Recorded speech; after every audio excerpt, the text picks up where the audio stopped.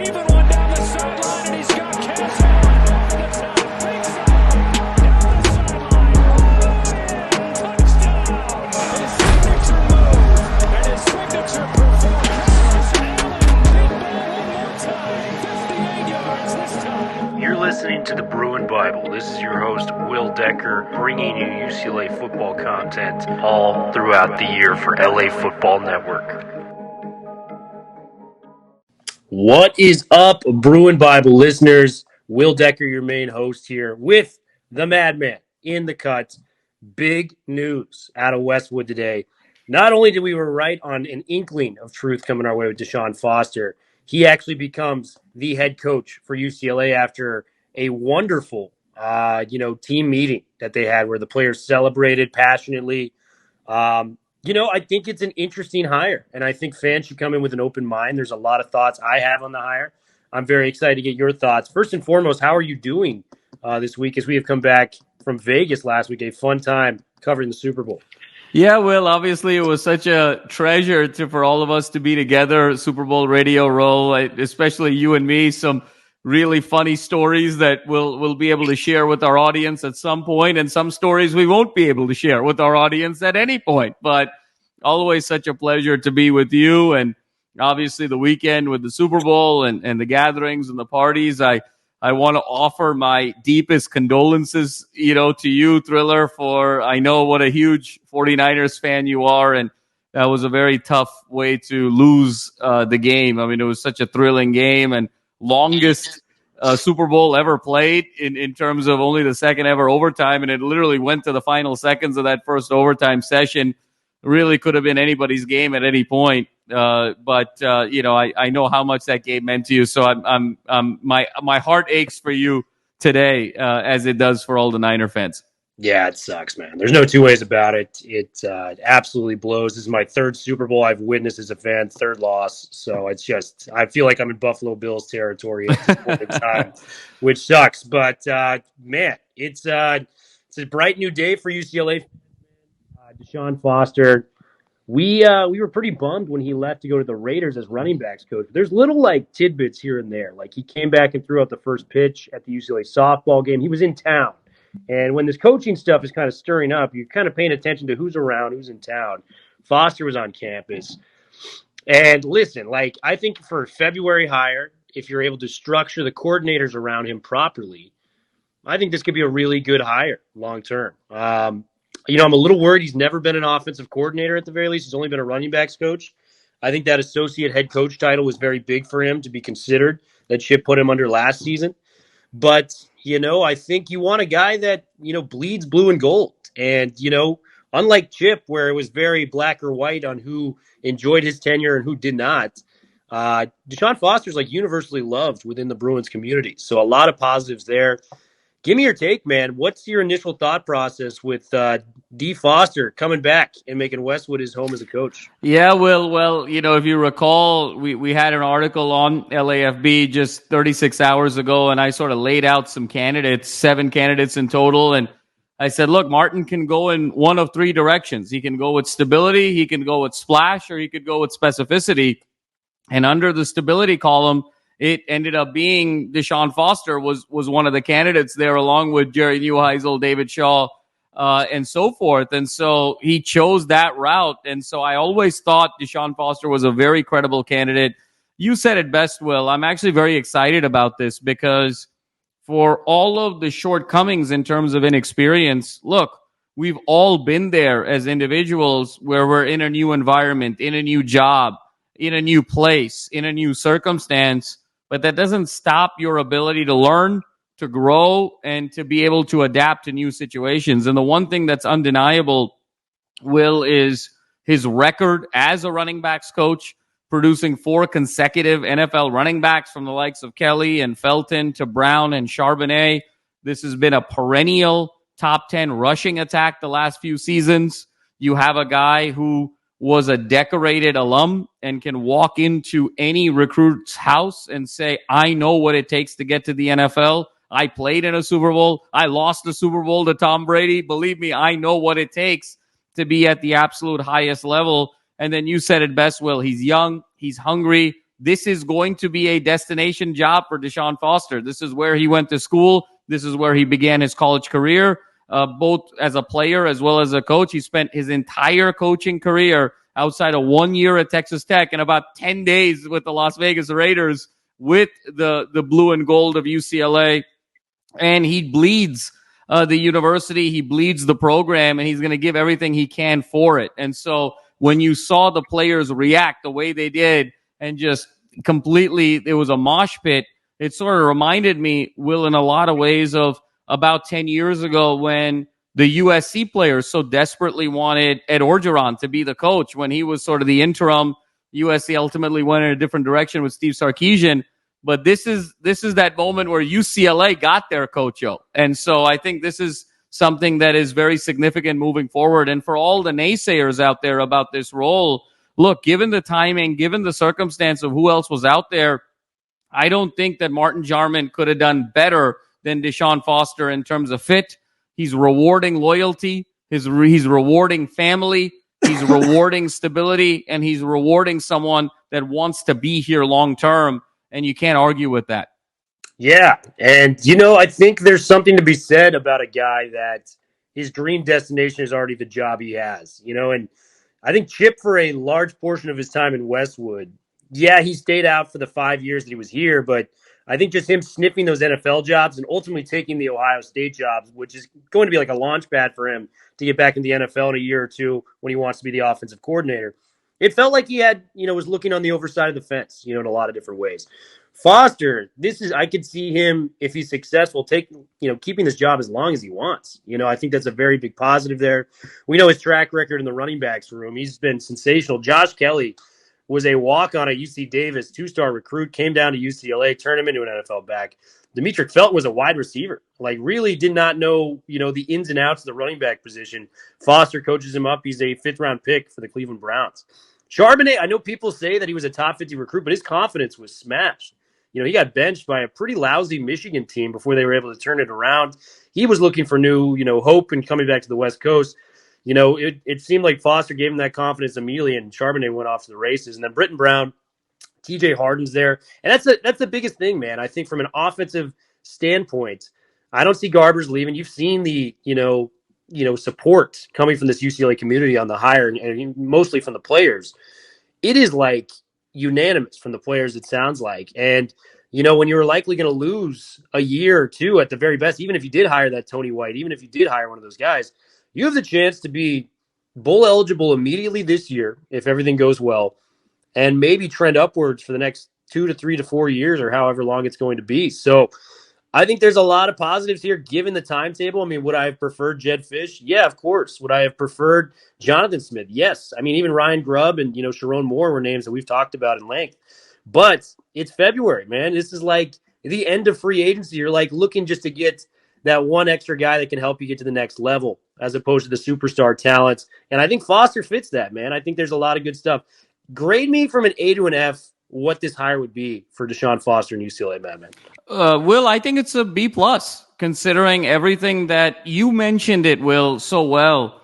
Obviously, it's B+ in its totality, and I would give it maybe even an A- given the circumstance right now, because I think both you and I would agree if things were done differently, if there was clarity with Chip, and if the boosters and the AD and the chancellor and everybody was on the same page and everyone had their ducks in a row back in November, December, this could have been Jed Fish. This could have been Jonathan Smith, but that was out of Jarman's control with this iteration of the hire. Now, with this iteration of the hire moving forward, I think he did as well as he possibly could.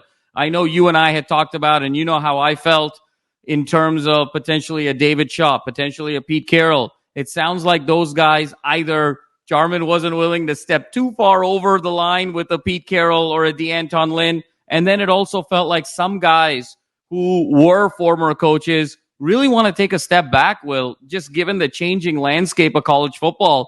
The fact that you have to basically be a full-time fundraiser on top of your day job and have to constantly be accruing NIL money on top of the season tickets, on top of the time investment, on top of the passion and the energy from the fans.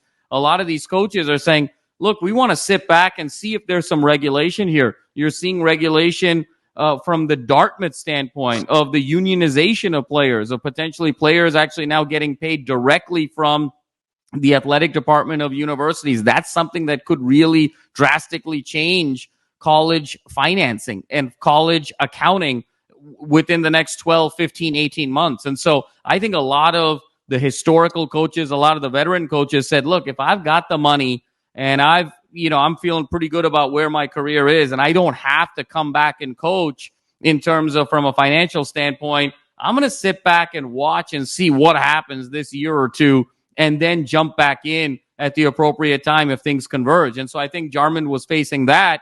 And then number two, Will, and I'm glad you brought up Tony White and Tommy Rees, because everything that I'm seeing on Twitter right now in terms of the players, you talk about Ethan Garbers, you talk about former players, you talk about TJ Harden, you talk about Dayton Jones. I'm seeing all of it all around, unanimous support for Deshaun Foster. And I think that galvanizing element for this locker room and for this community is, I think, a huge breath of fresh air. Where I'm seeing the negativity, Will, is from fans and Twitter users that either don't play football or are just fans.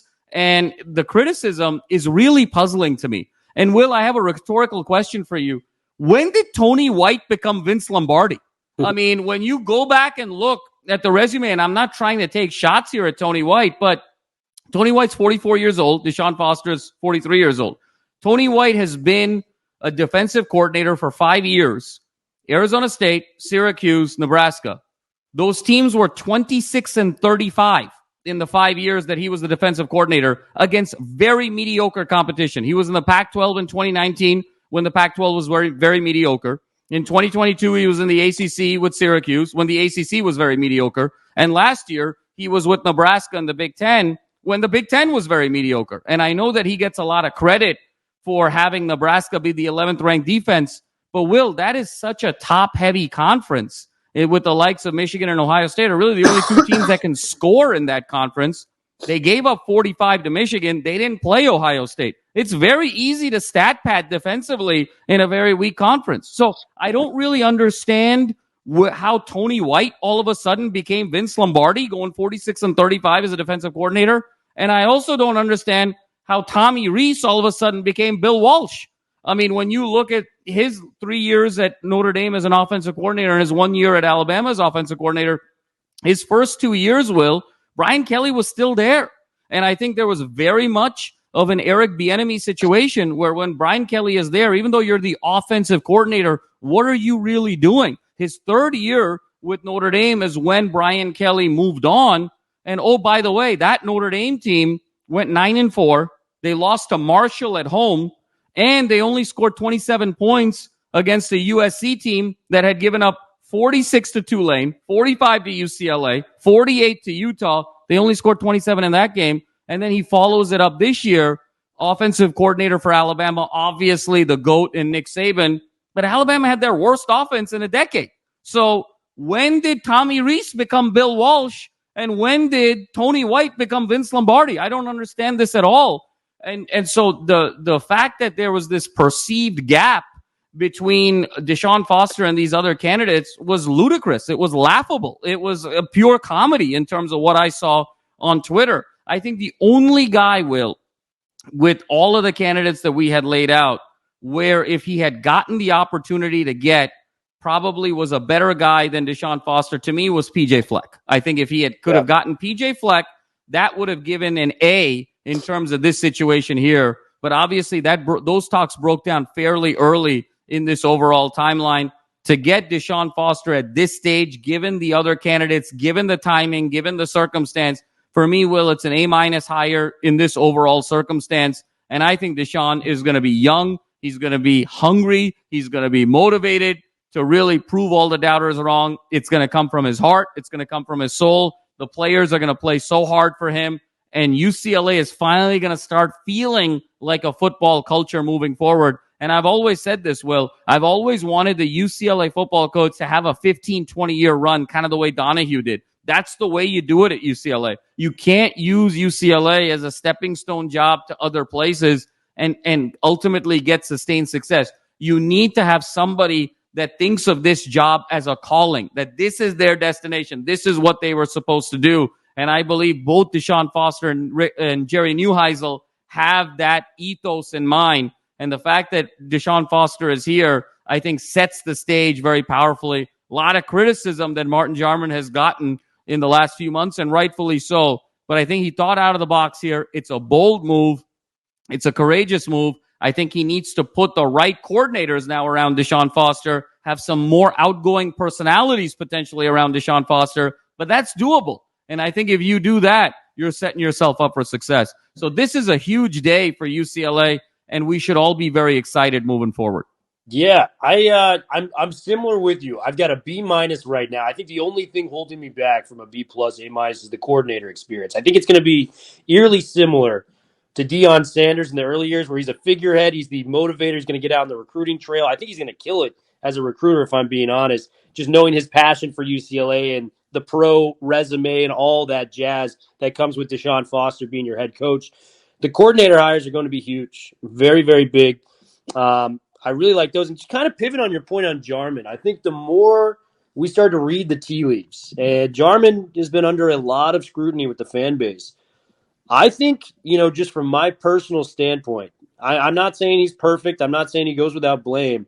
But when your biggest booster, Casey Wasserman, and the chancellor that hired you, that has the ultimate right of firing you as well, is against the hire, how much can you actually do? I mean, from what we've estimated, Madman, Wasserman is at least, right, donating like 40 to 50% of the funds to the, that is the one guy outside of the chancellor that you cannot turn your back on in any shape, size, or form. So from what I would argue, that's the one guy you can't turn your back on, period. You might be able to turn your back on the chancellor. You can't turn your back on Casey Wasserman. Exactly. And that's just a low number. We don't know the exact numbers that are coming in. It was largely rumored that he funded the entire Chip Kelly coaching, hire with the millions that he put into the program. So, I don't know how much you can dictate and go with if you're going against the biggest booster and the chancellor. I just don't think there's a way to do that. And I think I think, Will, it's such a great point, because also fans have to sort of understand the constraints that is UCLA right now. And there are financial constraints. There are some cultural constraints. When you have not had success in 25 years in football, it is very hard to get new blood, new donors, new money to keep pumping into the program. We were even hearing things like, Dan Lanning and Deion Sanders and Nick Saban. I mean, it was ridiculous. We have to sort of understand, A, where UCLA falls within the landscape of college football, and B, the circumstances right now that UCLA is in, given the fact that they just were not in a political position to be able to have another dead money coach buyout the way they did, that led to the $51.7 million debt, that led to this slog of a political battle and strife with the regions that had Gavin Newsom involved. And you get through all of that. You have to end up paying an undisclosed amount in calimony, but you finally make it to the other side, to the Big Ten, despite a historic divide. UCLA has never really gone against Cal on any major issue in the history of the UC system. They did here with the Big Ten. And what's the first thing you're going to do? You're going to prematurely fire Chip and pay more buyout money? I mean, it's political suicide. Folks don't understand how this organization is constructed. The fact that Chip was able to walk away now because he saw the writing on the wall, because he said, look, I've made enough money. I'm 60 years old. I just want to get back to coaching. I had so much fun coaching in the bowl game. I'm sick of Jarman. I'm sick of being the scapegoat. I'm sick of the flying airplanes. I'm sick of it all. I just want to go back and coaching ball. That now opened the door. UCLA now, instead of having to pay money in terms of a buyout, got $1.5 million back. And now we're in a position to hopefully use that money to build the coordinators around Deshaun Foster. And the other thing, Will, is I would imagine this contract is very financially friendly to UCLA, because everything that we are talking about here, there are questions about Deshaun Foster. There's no question about it. No head coaching experience, no coordinator experience. So given his relatively young age, look, you're probably getting a pretty financially reasonable contract. You're probably looking at, I would assume, is a 2-year contract. with sort of an opportunity for extension after that, depending on how this goes. If things don't work out, I think you're giving yourself financial flexibility to sort of get out of it and hit the refresh button. But if things do work out, you're setting yourself up for an entirety of success. And Will, the last thing I'll say is for those who think Deshaun Foster was the fifth choice, sixth choice, seventh choice, thinking about all of these other so-called more accomplished coaches. Hey, 20 years ago, there was a sixth choice across town. And the guy's name was Pete Carroll, and I think that worked out pretty well. So it's happened before when the top 1, 2, 3, 4 choices don't work out. It wasn't someone that low on my list, but I know it is for a number of folks. But overall, this is something that I think has the potential to have tremendous upside. Yeah, I agree with that. I think if this thing goes right, I think it'll go very well. Like 9 to 10 wins each and every year, maybe competing for that Big Ten title once every 2 to 3 years. Like we've kind of initiated, like the programs we've got to model ourselves after. People are going to kill me for this, but this is just the reality of the situation, right? We're not the Ohio States. We're never going to be that. Like try to be like the Michigan States and Iowas of this group, or the Oklahoma State to Oklahoma, where every 2 to 3 years, they've got a shot at the conference. They're consistently a top 15 to top 20 team. Of course, I want more for UCLA. Like, I would want that with my heart of hearts for UCLA football moving forward. But I also want to be realistic with what's going on. You know, and I think being realistic, continuing to develop players at a high level. Nobody's put more NFL players into the league, than UCLA. They're tied with Alabama at the top with 15 players on active rosters since the year 2019. So you have a lot of good things going on for you there. I think if you get the right coordinators, I really like what they're doing with Darren Usher as the GM of recruiting. I think he's been very sensational. You saw his tweet today where he was hyped up about the hire. I just see it trending forward. Like the one thing that gave me a little pause today that really was a blow was Ken Norton Jr. leaving. And I know he's a very specialized coach in the linebacking room, but I want to remind people, like, this isn't just any linebackers coach. This is like arguably, and I'm not exaggerating, I'm not doing that. You could pull the NFL team that just hired him today. He might be one of the 2 to 3 best linebackers coach in college and professional football as a whole. If you look at what he's done throughout his tenure, whether he developed Khalil Mack into NFL Defensive Player of the Year, whether he developed Bobby Wagner on those early Seahawks teams into being a Hall of Fame player, whether he developed Clay Matthews, whether Ray Maluga. The list goes on and on for this guy. He is up there with some of the best that's ever done at the position. Unfortunately, he is leaving to the Commanders today. We can only hope. I think there was 4 indispensable coaches, in my opinion, that you've got to bring back under all circumstances. I think Neuheisel's got to come back, and he might be an early candidate for OC if we're being completely honest with that. I think Cody Whitfield did a tremendous job. You don't just let go of the Pac-12 Defensive Secondary Coach of the Year from last year.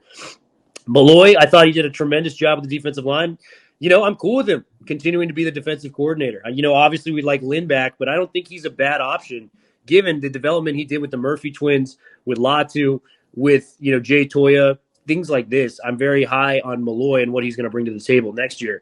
And then the other was Ken Norton Jr. So you've already lost Norton. You got to keep those other 3 intact. Talk to me about Norton Jr. moving on to the NFL, because it feels eerily similar to what we were talking about with Deshaun Foster about a week ago when he left for the Raiders. Yeah, well, it's a huge loss. There's no question about it. It's a crushing loss that they're going to have to find a way to overcome. And I don't think you do it with one person, even though he was a singular position coach. I think you have to hire a position coach at the linebacker spot to work that position and develop that position. But then you're going to have to find inspiration from another coach. You're going to have to find wisdom from another coach. You're going to have to find energy from another coach. So you have to sort of replace Ken Norton Jr. by committee because he was just so instrumental.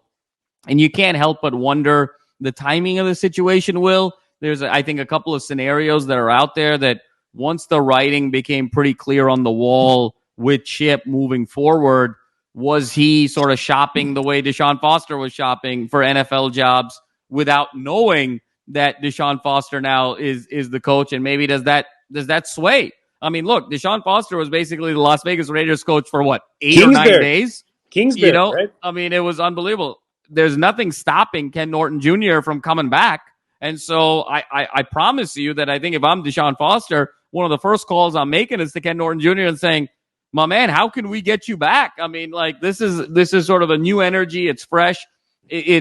We've got stability, but we've got stability with youth now at leading the helm. It's kind of like, you're sort of growing up in a household and, your parents run the house. And now you're sort of at the age where it's still the same house, but now you're running the house, right? And so even though it's the same house, this is a completely different feeling and a culture, and the day-to-day is going to be very different. And so if I'm Ken Norton Jr., I take that phone call and say, hey, maybe there is an opportunity here, but money's probably going to be a factor. I'm sure he's gotten quite a bit from the Commanders.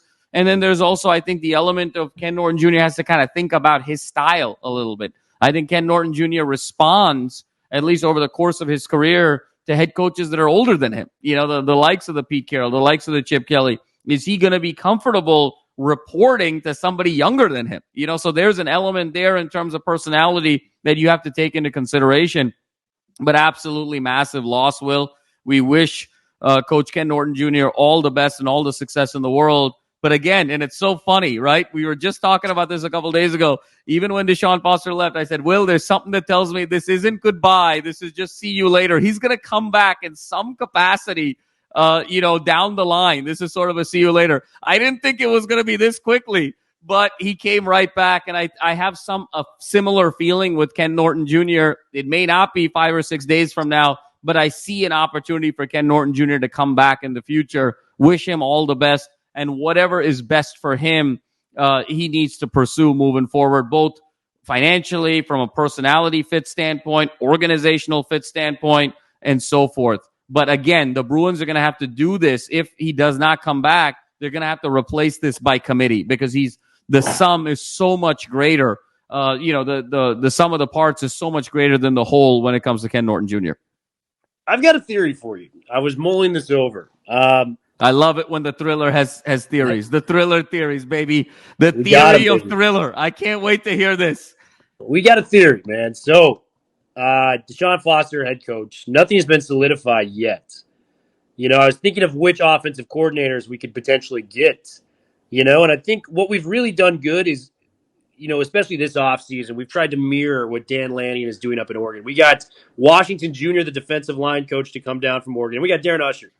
So I was thinking, maybe Will Stein, you can't get him, but maybe one of his top assistants, maybe Ryan Grubb, one of his top assistants. What about, because I'm pretty sure he's without a job right now, maybe Tommy Rees not for head coach, but what about that offensive coordinator position? What about Tony White for that defensive coordinator position? I mean, who's to say that you get these guys on the phone? Tony White would consider it, I'm sure.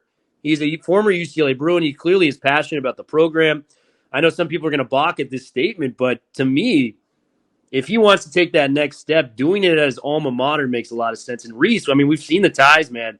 15 years his dad was a part of this program in the Donahue eras, kind of prepping and being with Terry D. I mean, that kind of seems like a home run fit. He's without a job right now. Let me remind you that. Give me the odds, 0 to 100, Tommy Rees, and then Tony White, maybe joining as coordinators, which is, I don't think anyone's thought of yet. I just want to hear your opinion on that. No, it's a great thought, Will. And isn't this just the wildest world of college sports that we're living in right now, where guys take jobs in the NFL, they come back to college in 8 days. Guys who are scheduled to be, running backs coaches are now head coaches. Guys who, you're thinking were the head coaching candidates come back somewhere else. I would be very open to Tommy Rees in kind of an offensive coordinator capacity. He's 31 years old. I don't think he was ready to be a head coach, Will, at 31. I think there was also some elements there. There was some whispers about, is he mature? Is he kind of completely ready? One of the things that Jarman was really looking for was a kind of a CEO type, because he understood, look, you have to spend a lot of time fundraising, and then you got to really trust your coordinators on the tactics, and then you've got to be that strategic integrator. That's what being a CEO is all about. And so I think Rees, again, I just didn't think he was a viable head coaching candidate. He just sort of blew up in the Twitter sphere over a couple of days, and sometimes that just has to do with the novelty of being a fresh name, and when you start breaking down the resume here, it doesn't completely check out.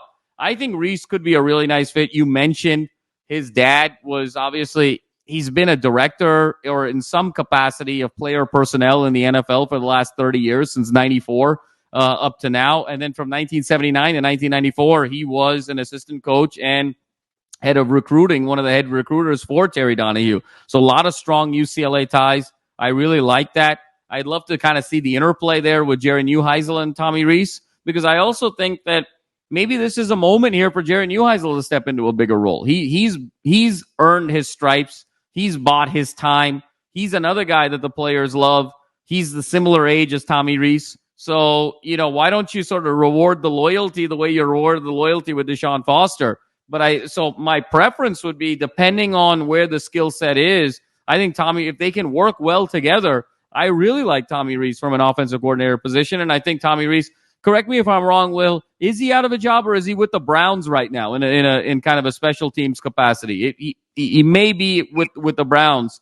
But no, I think you are right. He is actually with the Cleveland Browns. So my apologies on that. But, I mean, you want more control. I don't know how much of a special teams role is going to accelerate. And that too in the NFL, it's so structured. There's so much instability. Here, you're young. The head coach is young. All these assistants now are bleeding UCLA. You've got the UCLA pipeline. It's an opportunity to kind of be part of something, right? And part of something on the ground floor. So I definitely see Tommy Rees as a very viable candidate for OC, as someone who wants to kind of start fresh and do something really cool with those UCLA ties. I like Tony White a lot. I kind of like sticking with Malloy here. I think, to be honest with you, Will, I need to see a little bit more from Tony White. I have a little bit of a reservation with some of these Big Ten defensive coordinators.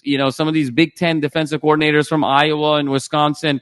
I can't overstate just how offensively anemic the Big Ten was last year outside of Michigan and Ohio State. And so I don't think it's that hard to sort of put together a really credible defense in the Big Ten. And so he did it for 1 year.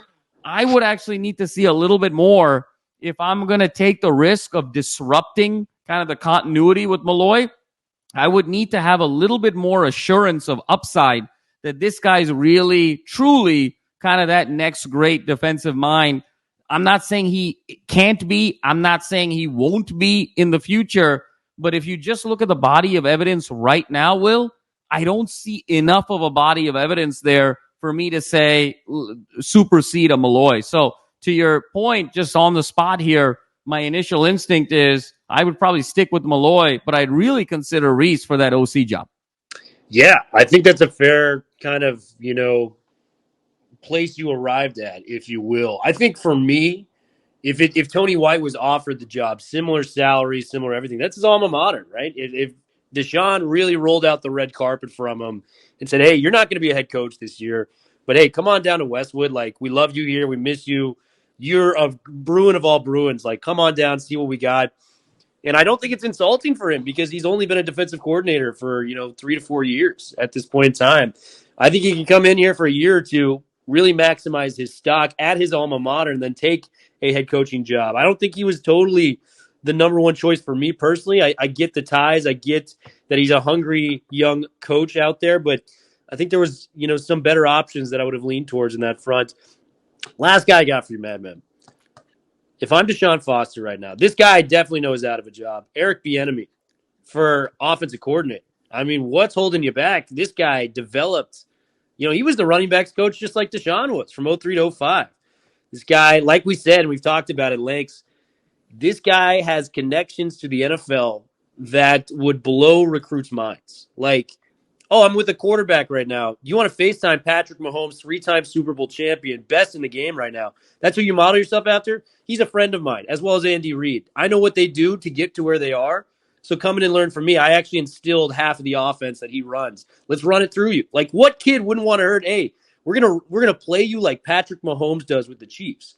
Like, that is up there with the play you like Tom Brady, Joe Montana, you name it. Bieniemy to me is an intriguing name. And if I was Foster, I'm not saying it can happen. I know he's an NFL guy. There's probably a scenario where he can find himself a new position on offense in the NFL. But if I'm Foster, I'm at least making the phone call, man. Like, let me see where you're at with this. Would you be willing to come on home? What do you think about Bieniemy for OC? Will, I actually love this one. I liked Rees as a potential option in terms of kind of the hypothetical game. I really love this one. And here's why. Number one, you talked about it, obviously the Bruin ties. And I think, UCLA starting to kind of get to that place where, look, you want Bruins in these jobs, and especially when you're trying to build UCLA football back up again to the way it was in the 80s and 90s, and certainly in the 60s and 70s. You want folks that have sort of seen it do great things and really sort of have it be a calling. And so I think Bieniemy kind of having those ties as a graduate assistant and having that connection, particularly in developing Maurice Jones-Drew, one of the great UCLA running backs of all time, I think is significant. Number two, Will, you mentioned it. I think the NFL ties, the cachet. I mean, look, we witnessed history yesterday in the sense that it was the birth of the next NFL dynasty. There's no question about that. This is now the Kansas City Chiefs era. The Kansas City Chiefs are sort of the team of the decade as it stands right now in the 2020s. It's Patrick Mahomes' league and so on and so forth. How many guys, Will, back in the 80s were able to sort of come off of that Bill Walsh coaching tree and become very, very successful coaches? How many guys, Will, were able to come off of that Jimmy Johnson coaching tree in the 90s and become very successful? And then you sort of go to the 2000s and the 2010s and you follow those dynasties. And I think that the cachet that Bieniemy has, to your point, Will, of being able to coach Patrick Mahomes, but also be under the tutelage of Andy Reid, who is, I think, at this point, no question, the best coach in the NFL. I think all of that just makes recruits salivate. But number three, Will, he's also older than Deshaun. There's a little bit more experience. There's a little bit more wisdom there. And I think one of the things now, especially given the fact that Deshaun is in his 30s, especially given the fact that Deshaun hasn't been a coordinator, you probably want some more experienced folks around you. That's the one knock with Reese. Reese is even younger than Deshaun. You don't want to be kind of the eldest guy in the room when you're already so young, right? You want to be sort of you're bringing the youth and the hustle and the vibrancy and the energy. You want to have some wisdom in the room too to sort of balance it out. Bieniemy being older, I think, is very significant. And then the last point, Will, I think they mesh very well personality-wise. Deshaun is someone who very personable, very charming, but it takes a little bit of a while for him to sometimes open up. You know, he's just a very simple, solid guy that everybody loves. Bieniemy is big-time personality. He's loud. He's gregarious. He's going to kind of get into these rooms and really sort of sell some things. So there's a really nice complement in terms of age, in terms of personality, in terms of skill set. Bieniemy would be a phenomenal addition to the Deshaun Foster staff.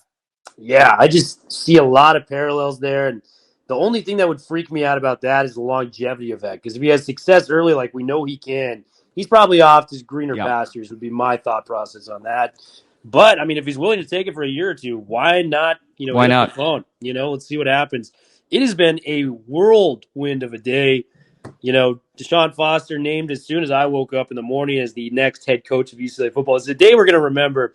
And I want to encourage the fan base to come in with an open mind. It may not be your first choice, but until he starts coaching games, we can't really have an opinion on what he's going to look like or if he's good or bad. So just be open-minded to it. It's going to take a lot of growing for this team. If you don't like him after a year or two, we can talk then. But please, by all means, have an open mind for one of the finest alums in this, school's history on the football field in terms of Deshaun Foster. So that's my kind of speech at the end of this. And Will, the only thing I'll add here before we sign off, because you said it so well, is let's start emanating some positive vibes. Let's start manifesting. This is a new era. I know Chip was an incredibly polarizing figure. You and I, Will, were sort of the last off the boat, the Chip boat, if you will. But by the end of it, I think we could all agree it was pretty toxic. It was pretty polarizing. There was a lot of venom. There was a lot of sort of repressed anger. That's all gone away now. Let's clear the slate. Let's give Deshaun Foster all of our support, every opportunity to succeed. There's a lot of positives with Deshaun, and I don't want to say there's a lot of negatives, but there's gaps that he's going to have to learn through. But I think this is an opportunity where if he can learn and become the coach that we think he's going to be, this could set up a 15, 20-year run the way Donahue had. Look, let's not forget, Donahue wasn't Donahue the first 3, 4, 5 years. He had to grow and learn into that job and then became the guy that had the greatest run in UCLA football history. this is going to be sort of a similar run at its best. And so let's support them. Let's really support this team, support these players, and let's start fresh here, both at the Rose Bowl, on social media, interacting with each other in the community. This is a new page for UCLA football, and the sky is the limit here with guys that genuinely care about this university. The Deshauns, the coaches, the alums. Will, you have such a passion for UCLA. I have such a passion for UCLA. Let's really channel that passion and harness it, manifest it in some real positivity moving forward. Yeah, and stay tuned. I mean, we're going to have the who's who of alumni coming back on. Wayne Cook's going to be joining us later in the week to break down his thoughts. It's just going to be a lot of offseason talk now, especially with this coaching tree kind of filling out, so stay tuned for that. Make sure to subscribe to the Bruin Bible. Check us out on YouTube at LAFB UCLA. Guys, have a good one. Deshaun Foster, head coach of UCLA, cannot believe it. Take it easy, guys. Fours up. Thompson Robinson, heaving one down the sideline, and he's got Cass Allen over the top. Big sideline, down the sideline. Touchdown! His signature move and his signature performance. Allen, big ball one more time. 58 yards this time. You're listening to the Bruin Bible. This is your host, Will Decker, bringing you UCLA football content all throughout the year for LA Football Network.